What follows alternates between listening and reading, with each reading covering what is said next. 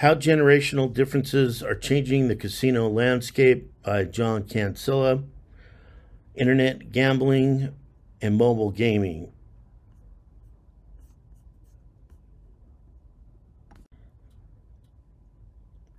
Introduction.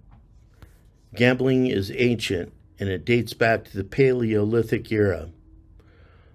If you look at Moore's Law and tech evolution and how it impacts gambling, Moore's Law stated that as computing progressed, it advance every 180 days until they reached a point where they would not be able to advance anymore. Further, we're going to take how technology and the varying generations and how they relate to it has changed the face of the casino.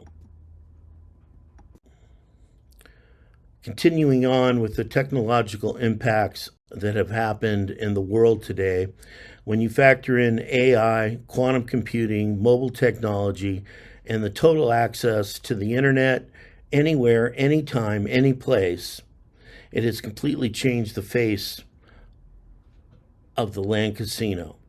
Examples would be Peppermill's casino price shifting. What do I mean by that? Through the use of technology, they're doing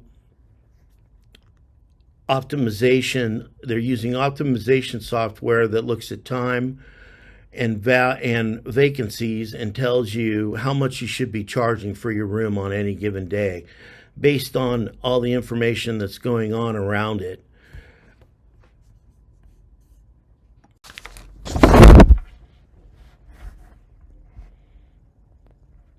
Not only is the technology changing in the face of gambling, but also generational attitudes are changing as well.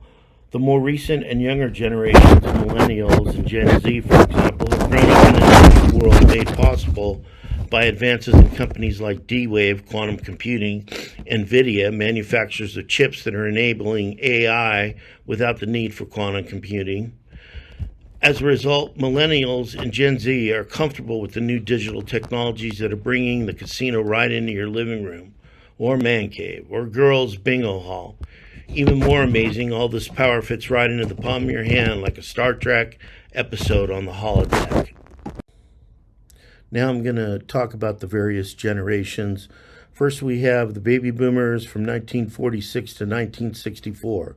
They value in-person social gambling experiences, prefer traditional games like blackjack, craps, slots, baccarat, and are attracted to the full Vegas lifestyle experience and enjoy being face-to-face amongst other people. Generation X from 1965 to 1980 grew up early with technology, PCs, and the internet. Those were normal things in their life. As a result, they prefer online gambling for the convenience that it offers. They're skeptical about authority, and they're independent in their consumer decisions. The millennials, or Gen Y, from 1981 to 1906, are very tech savvy and they're smartphone driven. They value experiences over materialistic things, and they prefer social engagement through social media, online platforms, and the like. As a result, they have totally embraced online betting, esports, and social gaming.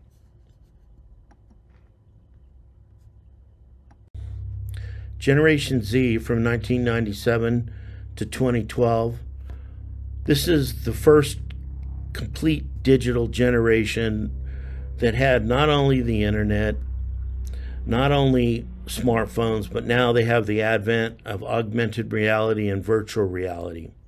As a result, they prefer skill-based games that are interactive amongst other players that are in other locations. They are much harder to attract to the traditional casino because they're used to playing their games while laying on their couch. My hypothesis is that because of all the generational differences that are going on, it's impossible for casinos to keep up and to obviously make the capital expenditure changes that would be required to keep people there all the time. So they're going to need to analyze the data of who their customer base is by age group and by the amount of money that they're spending. This way they can learn where to focus the money that they have that's still available to use and to improve their properties. So my hypothesis, again, is that it's going to require continual analysis and adaptation to the changes and the differences that people have as we move on in time.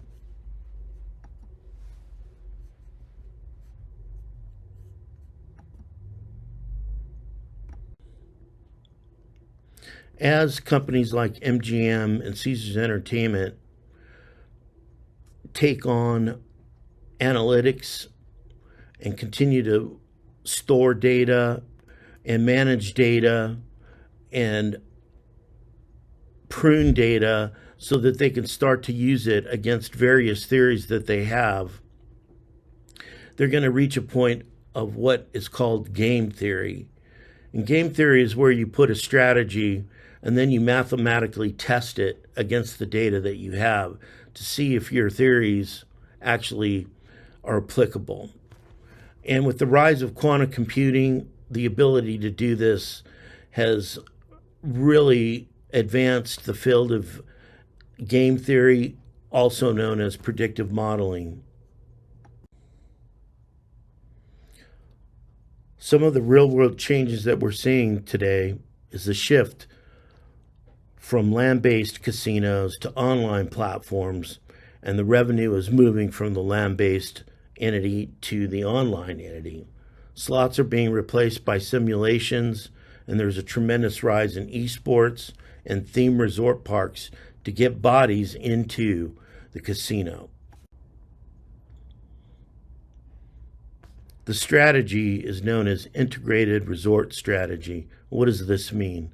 This means that in order to get bodies into our brick and mortar casino, we need to expand what a casino is and turn it into an all-inclusive entertainment world with a mix of five-star dining to spas to event spaces to esport gaming facilities to sport books to things that people can do over and above gaming.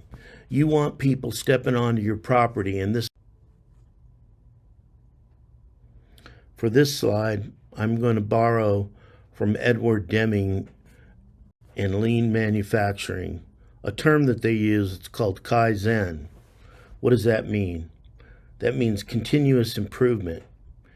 And I propose that as part of my hypothesis of using analytics and game theory to determine how we should spend the money to improve our facilities and online gaming opportunities, that we should adopt Kaizen, or continuous, never-ending improvement. How do we do this? Well, with the advent of AI, it has really shortened the length of time necessary to make decisions on analytics. Continued testing, continued strategy refinement, and that's the way to go. In conclusion, my whole theory is this, that as one generation moves into the portion of life whereby they have their highest earning potential and another generation moves out, that each generation has its own likes, wants, and preferences. Some like internet, some don't. Some like online gaming, some don't. So to figure out what the mix that you need to have in your integrated resort to be able to maximize the number of people that you can get onto your property, the maximum number of people that you can get onto your platforms, you need to use analytics to get you there. And with the advent of artificial intelligence, this is becoming more and more doable by the day. I know that this has been a little sketchy in terms of the way that I presented this, but I'm not very good on camera. So, but that's the end of this, and I hope you all have a great day.